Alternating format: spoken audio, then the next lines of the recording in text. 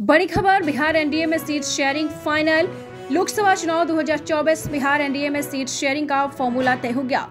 इसी के साथ सीटों के बंटवारे को लेकर चल रही गहमा गहमी भी खत्म हो गई। गठबंधन में शामिल सभी दलों के बीच सीटों का बंटवारा आखिरकार कर लिया गया।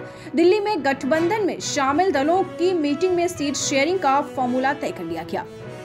अब सीटों के बंटवारे का औपचारिक ऐलान भी कर दिया गया। बिहार एनडीए में सीट बंटवारे की डील फाइनल हो गई।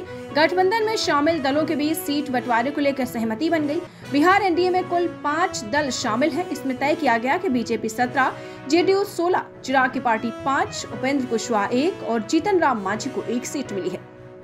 दिल्ली में एक सीट बंटवारे को लेकर अंतिम दौर की बातचीत हुई।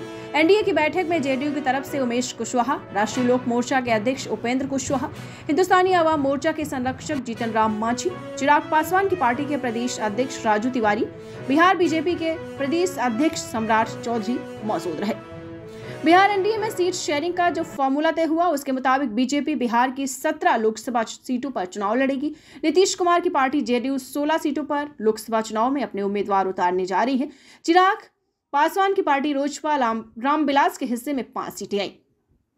उपेंद्र कुशवाहा की पार्टी राष्ट्रीय लोक मोर्चा 1 सीट और जीतन राम मांझी की पार्टी हिंदुस्तानी आवाम मोर्चा को 1 सीट मिली। पशुपति कुमार पारस की पार्टी राष्ट्रीय लोजपा को नुकसान उठाना पड़ा।